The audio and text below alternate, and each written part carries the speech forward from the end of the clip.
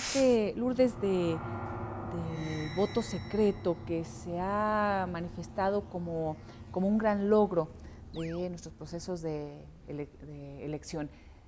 Sin embargo, en el fondo no sería conveniente que todos pudiéramos decir libremente por quién votamos sin temor a represalia alguna.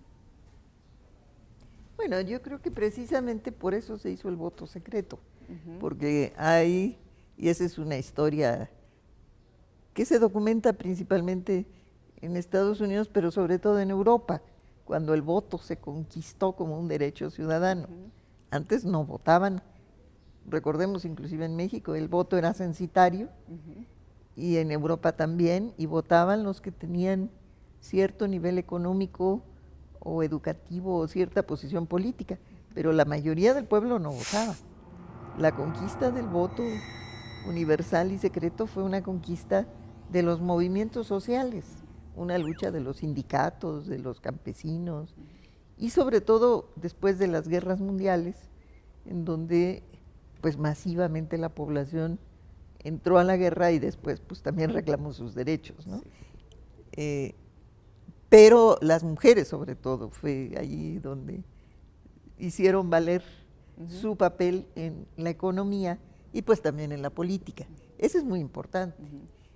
Pero también hay que pensar que ahora sigue siendo necesario que se garantice la opinión del ciudadano a través del secreto del voto.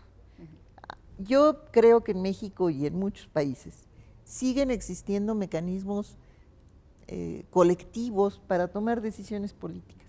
Y yo no creo que sean necesariamente ilegítimos. Por ejemplo, el clientelismo. El clientelismo existe en todos los países, no nada más en México.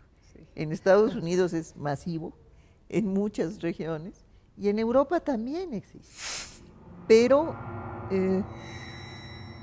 yo creo que a pesar de que existan esas colectividades que en un momento dado comparten su decisión y dicen, bueno, todos a mí me ha tocado, ¿no? Por ejemplo, en comunidades indígenas, sí, que se ponen de acuerdo y dicen, bueno, ahora vamos a votar por fulano. Sí.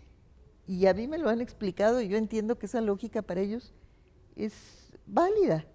Bueno, si la comunidad decidió votar por fulano, no se vale que vayan y voten por otro, ¿no? Sí, sí, sí. Pero habla también de un proceso democrático dentro de la propia decisión de la comunidad. Claro, pero hay que respetar el derecho de ese que no quiere votar por fulano, sino por el otro. Y eso, el voto secreto es, digamos, el voto secreto contribuye a que eso se dé, ¿no? Esa es su importancia, el resguardar el derecho del ciudadano. Vamos a hacer una pausa y al regresar nos platican de su experiencia, qué es lo que han vivido a lo largo de sus investigaciones, de la práctica, cuáles son los mitos y realidades, por ejemplo, de los mapas electorales. ¿Hay realmente una disminución drástica en las elecciones intermedias o no? ¿Qué es lo que impide que una población pueda ejercer este derecho plenamente? Una pausa y volvemos con estas preguntas.